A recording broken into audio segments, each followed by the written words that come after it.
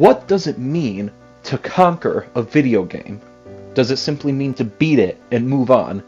Does it mean to do every side mission, get every collectible, see all there is to see? Or does it mean something a little bit more, something a little bit more difficult? That is what I asked myself when I decided I was going to conquer Sekiro.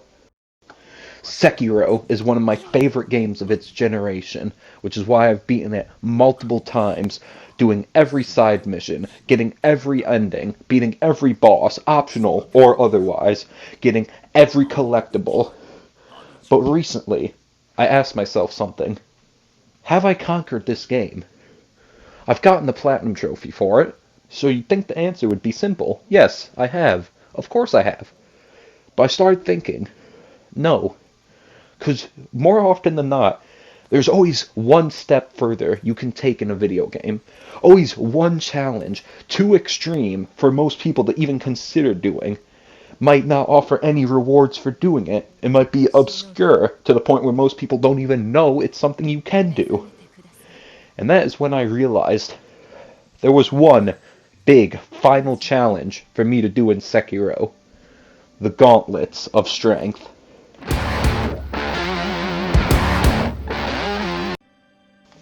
First off, I should explain what the Gauntlets of Strength are. They're a series of 3 challenges where you have to face multiple bosses from the main game back to back, being able to rest in between, but if you die once, you have to go back to the very beginning of the gauntlet and do it all over again.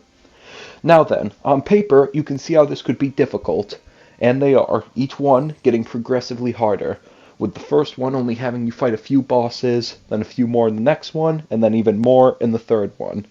However, apparently, this wasn't enough for From Software, just having you fight some of the most difficult bosses in any game.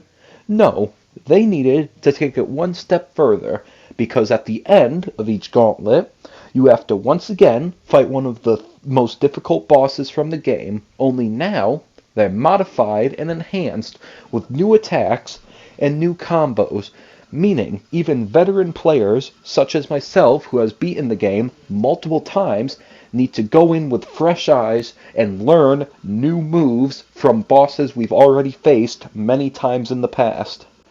There is one detail I have left out, however, and that is this.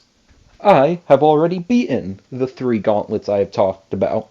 That's right, I decided that I would beat the 3 added challenges, including the enhanced endgame bosses, to prove once and for all I have conquered Sekiro. So I did it. I beat the first, second, and third gauntlet back to back, beating every single boss they threw at me, even the enhanced ones. And I got rewards along the way for doing it. Couple new skins, couple new abilities, everything was good. I had done it. I had conquered Sekiro. Or so I thought. But no, From Software needed to throw a curveball at me at the very end of what I thought would be my long and arduous journey to conquering Sekiro. They had a secret 4th gauntlet that you only unlock after beating and unlocking the first 3 gauntlets. Now then, how much worse could it get, you might be asking? You've already beaten the first 3 gauntlets, beating many of the bosses from the game, and the enhanced new bosses. You poor, uneducated fool. It unfortunately can get much worse, and it did. Because, what do you think the final gauntlet is? I'll tell you. Almost every single boss from the entire game, back to back. That's right, not 3 or 4 bosses back to back, or even 6 bosses back to back like the other gauntlets. Every single major boss throughout the entire game, back to back, dying once, going back to the beginning. But let's not stop there, From Software must have thought. 'Cause they decided to throw in those 3 enhanced bosses from the end of each other gauntlet at the end of this gauntlet. So, not only do you need to beat every single major boss from the game, including the normal versions of those bosses, but then, once you've done that, you must beat the hardest versions of the hardest bosses from the game back to back without dying. The game even goes out of its way to tell you you will not get any reward for doing this. You don't need to do it. We don't want you to do it. You shouldn't do it. So you know what I did? That's right. I did it. So let's get right into it. I began to grind my way through the hardest challenge Sekiro had to offer for me, beating every boss and hoping, praying even, that I would not die once, so I would not have to do any of it over again. I figured, I'll just get through it quickly. I've beaten all these bosses before many times, so I'll just get through it, do it in one shot, and be golden. I, unfortunately, was sorely mistaken. First boss, no problem. Second boss, no problem. Lady Butterfly and Gyubu Masataki Oniwa, being the beginning bosses, pose no challenge to me at this point, so I won't spend any time discussing those two. However, things would quickly progress in difficulty, to say the least. Next up was Genichiro, one of the hardest bosses in the game on my first playthrough. It took me many attempts to beat him. Of course, having played through the game 5 times now, I now know his playstyle front to back and was able to swiftly defeat him. He can pose some challenge, especially for people who cannot parry effectively. However, once you get the parry down and learn his attack patterns, like many bosses in the game, he is able to quickly be vanquished. But don't worry, he, like many of the other hardest bosses in the game, has multiple forms, and he has the enhanced version of himself at the end of the gauntlet, so this will not be the last time I am discussing him. Simply parry him, deflect his lightning in his third phase by jumping and swinging it back at him, and you're golden. After Genichiro, we come across the Guardian Ape, an extremely savage and difficult boss. That is, if you're a casual. If you're a professional, such as myself, he will pose little threat to you, as you will know, to simply firecracker him, causing him to become dazed and allowing you to get immense damage on him. This will in turn stun him, allowing you to get more damage on him. Then he will run, jump back at you, and you can firecracker him again, dealing more damage to him, and thus the cycle continues. Maybe run from him a little bit when he goes crazy at one point, deflect a couple of his attacks, boom, head cut off, ape defeated. Of course, no, because no good boss in this game would have one simple phase such as that. So, he picks his head back up, grabs the sword, and continues to fight. This phase, however, can be even easier than the first one. Simply parry his blade, parry his huge slam, knocking him over, use the spear to pull the centipede out of him, don't ask, and you're golden, dealing tons of damage, tons of posture damage, run away from him if he screams at you, and you've beaten him. The Corrupted Monk, much like the Guardian Ape, can be difficult. However, there are a few tricks you can use to circumvent some of that difficulty. First off, Snap Seeds. Because it is a spirit, you can use Snap Seeds on it to deal large posture and vitality damage, while also temporarily stunning it, allowing you to damage it more. Follow this up with a Firecracker to stun it again, to deal even more damage. After that, as a somewhat simplistic moveset with spins and jumps, and a couple thrust attacks that you can stomp on to get more posture damage. Bring it down, and congratulations. Things are going to get much worse. Next up is Great Shinobi Owl, one of my personal favorite boss fights in the game. And one of my least favorite boss fights in this entire gauntlet. Why, you might be wondering? How could my favorite, or one of my favorite boss fights in the main game, turn into a massive pile of crap in the gauntlet? I'll tell you why. Number one, it is a very long boss fight. He has very few openings, meaning you have to very slowly whittle down his health and posture. It takes a large amount of time, and one simple mistake, maybe two if you're lucky, and you die. Now then, I've played this game enough and fought him enough that that wasn't too much of a concern for me, but the length of the fight was still there. The real problem is, this boss fight is followed up by my least favorite boss fight, and the one that gave me the most amount of difficulty in this entire run. The Headless Ape. You may be wondering, didn't you already fight the ape? No, that was the Guardian Ape. You remember how he had a second phase, where his head is chopped off, and then he fights you while he's headless? Yeah, he's back like that. You gotta fight him again. You beat him. Good job. But no, you don't beat him, because once again, he has two phases. Now then, what's the second phase? He doesn't magically put his head back on, obviously. No, instead, he calls in his pal, another normal ape, which fights like his first phase in his original fight.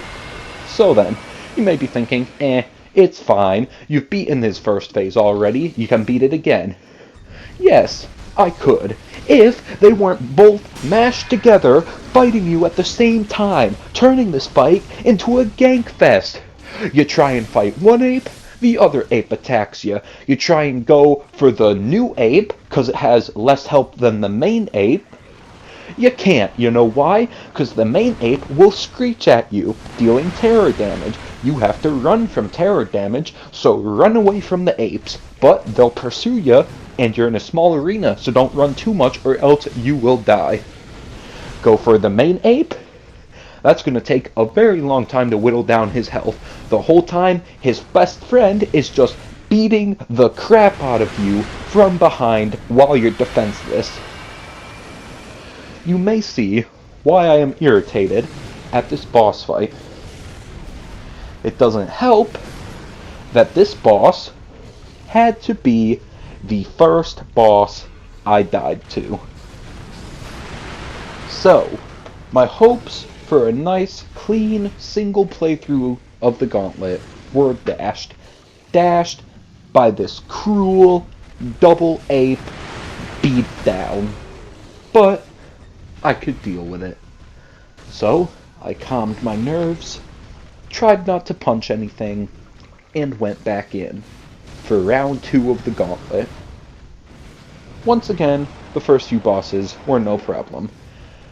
Lady Butterfly, Gyubu Masataki Oniwa, Genichiro, all defeated with no problem. Back to Great Shinobi Owl.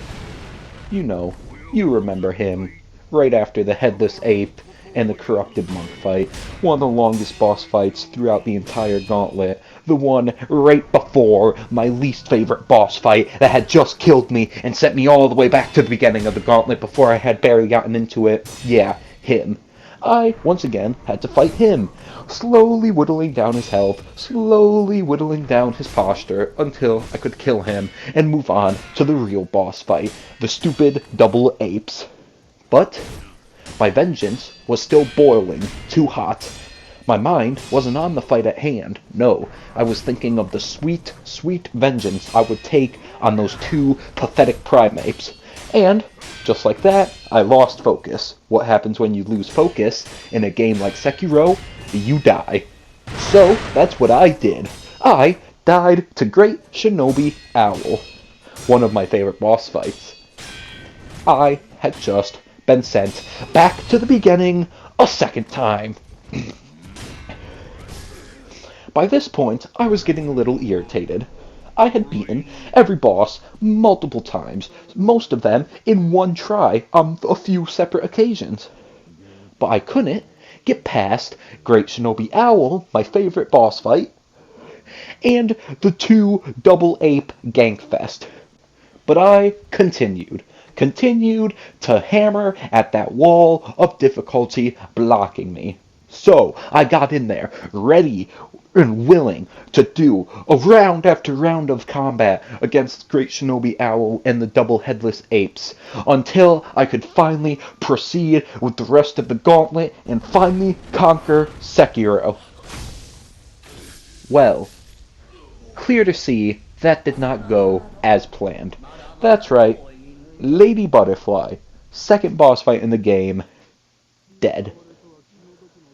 At this point, it would be an understatement to say I was demoralized.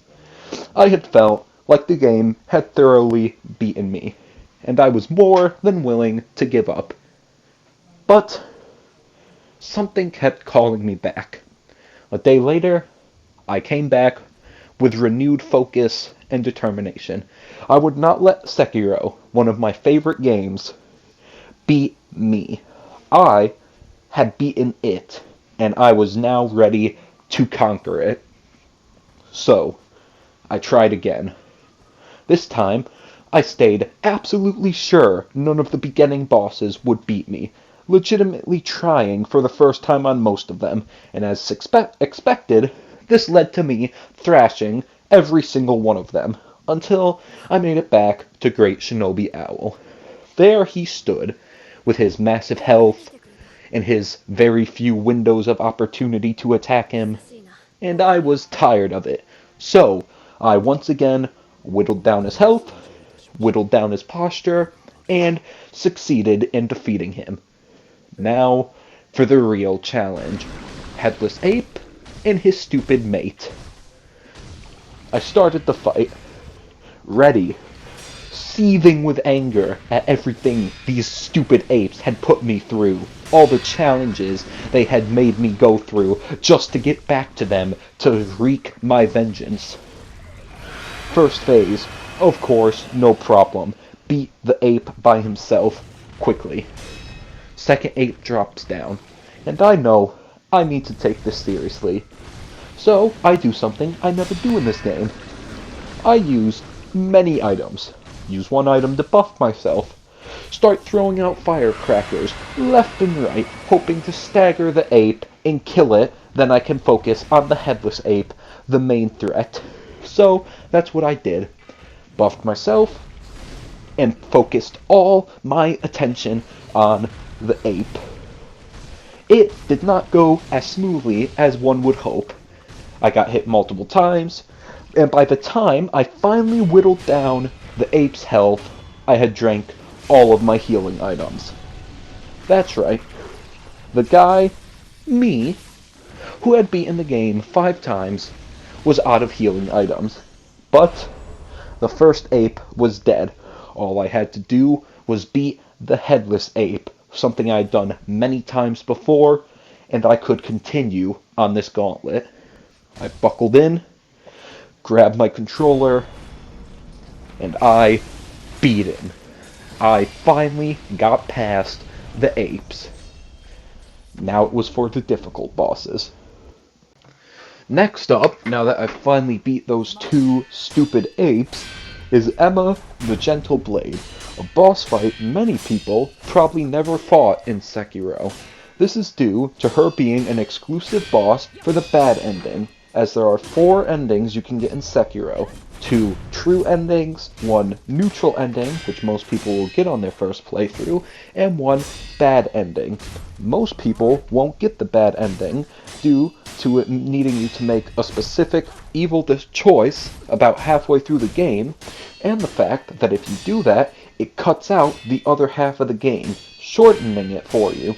So, most people will not face her. She does seem like a difficult boss at first, however, with getting her attack patterns down, she goes down fairly quickly.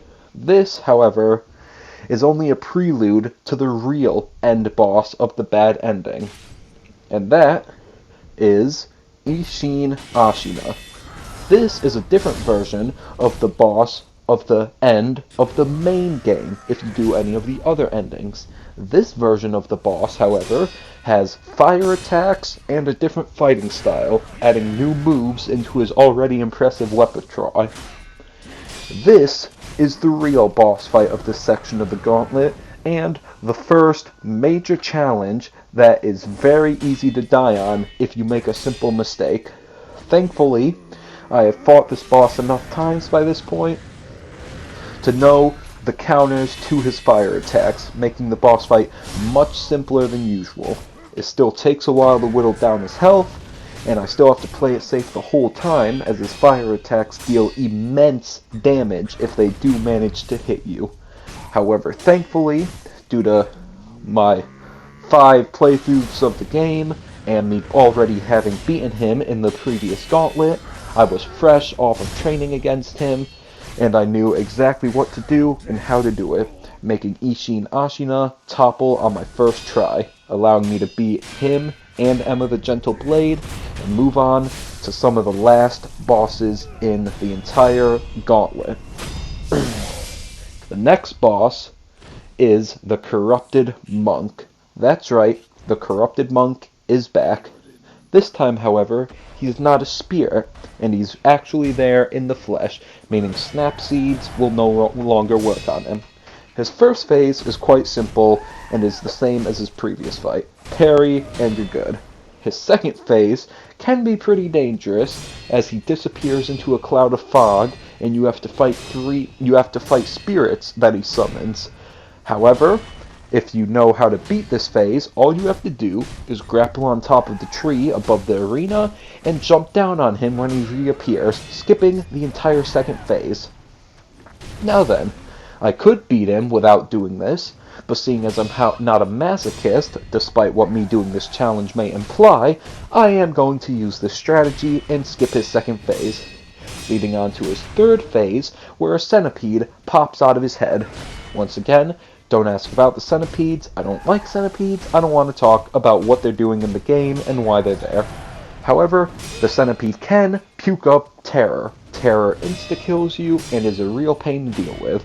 Thankfully, this specific move can be dodged by going left or right. Simplistic and easy to pull off, meaning his third phase is much like his first, very simple and very easy to avoid, meaning I was once again able to beat this boss on my first try, finally leading me on to some of the last and most difficult bosses in the entire run of this gauntlet. I was ready to continue on and finally push through to the end.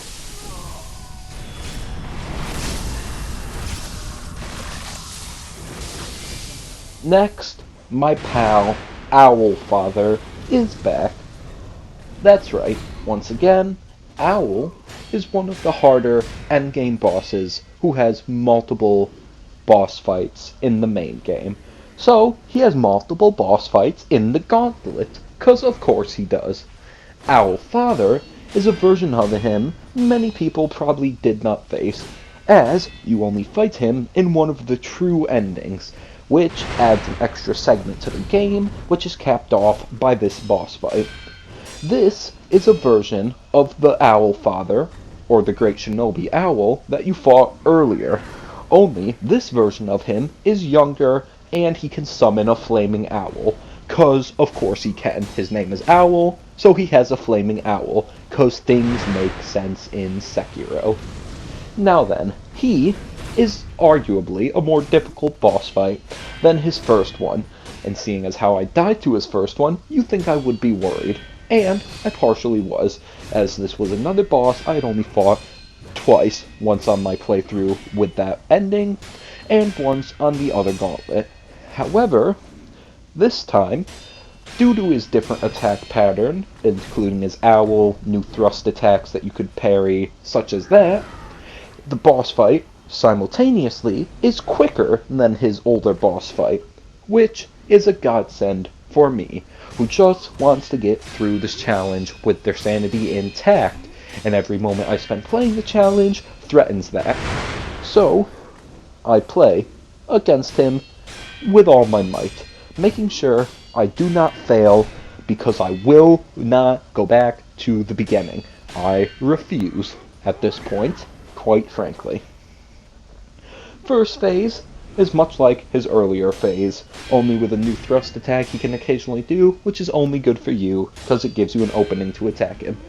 Then he adds in his owl, which allows him to distract you with it by having it fly around your head, getting in your face, that kind of crap. It also allows him to teleport to it, because why not? And it allows him to turn it into a massive flaming pillar and throw it at you. Thankfully, however, all you have to do is jump over this, he'll always follow it up with a thrust attack, and you can parry this, giving you an opening. This allowed me to make quick work of Owl Father. This boss fight leads directly in to another fire-based boss fight, and another one of the harder boss fights. This is the optional boss fight, the Demon of Hatred, an endgame boss who you can just skip right past. You may not even find him on your first playthrough, because he's quite out of the way. However, he certainly makes up for that, because if you do find him, it's gonna be a pain. Many people call this a Bloodborne boss fight in Sekiro. Why? For one, this is not a dude with a blade. This is a giant monster, much like the Guardian Ape. However, unlike the Guardian Ape, this boss doesn't ever get a blade, such as the Guardian Ape does in its second phase. It also has lots and lots of fire. Fire that can burn you, unsurprisingly. However, you can get around this with a key item, the Umbrella, which allows you to shield against certain attacks, get the specific Flame Umbrella, and you can shield against his fire attacks. Simple and effective. He also has many huge slams. Avoid those by running away from him. And other than this, engage the Bloodborne tactic of circle behind him, hit him in the butt where he can't hit you, and then run away. This can ensure that you will most likely beat him. Add on to this that if you know the lore behind him, you will likely know to use a specific whistle. This is another piece of equipment you can get that is usually used to distract enemies. However, if you use a specific type of whistle, it will temporarily stun him. You can stun him 3 times, and then he gets tired of your whistling and it doesn't stun him anymore. I, being the pro gamer that I am, don't need to rely on the whistle, so I decide to save it till the 3rd phase. So, I make my way through his first 2 phases, and in his 3rd phase, where crap gets real, I whistle once, beat on him, whistle again, beat on him some more, whistle a 3rd and final time, and deal even more damage. After this, your whistle stops working on him, I'm assuming just because he's getting tired of it, and he's probably had enough of you just beating on him relentlessly, and so you can no longer use that strat. However, it is enough to see me through the rest of the fight against the Demon of Hatred, and get me through his 3rd and final phase. This leads directly in to Genichiro, Way of Tomoe. That's right, Genichiro is back a 2nd time, because we're just having a big ol' reunion. Anyway, this is his easiest version. Parry him a couple times, he's dead. This, however, leads directly in to Ishin Ashina, who is an extremely difficult boss and the final boss in the main game of Sekiro, Shadows Die Twice. However, I was more than confident that I could pull off the win, that I could finally beat him, move on to the 3 enhanced bosses, and be done with this grueling and life-draining challenge. So, I died. That's right, you heard me. I died. To Ishin, the final boss of the game, and the 4th to final boss of the gauntlet. And I was sent, you guessed it, back to the beginning of the gauntlet to suffer through all of that again, once more, for the fun of it. Now then, I will not go into detail about how my anger flared, and I threw down my controller and swore to myself I will never do this challenge, it is too much. Because, within hours, I was back doing the challenge again. Now then, I won't bore you with the details of this next playthrough, cause it was much like the last, beating every boss, making progress, until I made it back to Ishin, this time with fiery vengeance that I had not felt until hours ago when I fought the two stupid apes for the second time. So I fought him. And this time, I thrashed him. I thrashed him as hard as I could. I beat the ever-living life out of that old man, loser, on that stupid field of flowers. And I was on to the 3 enhanced versions of the bosses. This is where things get challenging. First off, Genichiro. He's back, and it is not his weak pushover phase, because of course it couldn't be that. No, it is his previous and first boss fight, the more difficult one. Only now, he has a new move, a huge sweeping attack that is unblockable and will deal immense damage. You either have to dodge and pray, or get the parrying time down so you can parry at the perfect moment and avoid taking damage. Seeing as he had already made me a great parrier due to the mechanics of his boss fight, I quickly caught on to this and parried. Parried and parried and parried. Parried his unblockable attack, parried his normal attacks, parried the arrows he shoots at you. I parried this man to his grave, where he will now stay for the rest of Sekiro history, 'cause I beat him again, thankfully. This, however, leads to Great Shinobi Owl, or Owl Father, I should say. That's right. Once again, I must fight Owl, the version of him with the stupid owl. However, this time, due to it being his enhanced version, when he gets his owl, he can also just magically disappear into a cloud of feathers and then come swooping down from another direction, attacking you ruthlessly and efficiently. I found this to actually be a blessing in disguise. Why? Because this is yet another attack that can leave him open to damage, making the boss fight even faster than the normal owl version of the fight. He does pull out one more trick that almost got me, where when he throws his owl, he can now throw it at different angles, meaning you can't just jump and dodge it simply. Instead, you have to wait for him to throw the owl, and then either dodge to the left, or the right, or jump.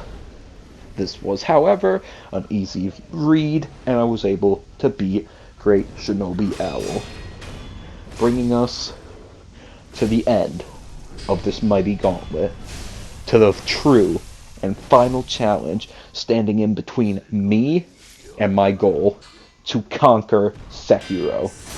It was time for one final battle with Ishin the Sword Saint, the final boss of the game, and now the enhanced final boss of the gauntlet. This boss fight proved to be a difficult one. He had already beaten me 3 times on his normal gauntlet, and I was not willing to go back to the beginning again. I was ready, and I would beat him. His first phase began, and it thankfully went well. He does have a new move you need to be on the lookout for, involving a huge spin that you need to dodge at the right time or you will be destroyed beyond all recognition. Absolutely whammered. Absolutely shredded. I'm talking mincemeat. Thankfully, the dodge window is fairly generous, so I was able to avoid this outcome. His second phase begins, where he pulls a huge spear out of nowhere, and also whips out a gun. That's right, ancient Japan, and this man's pulling out a frickin' machine pistol and going crazy with it.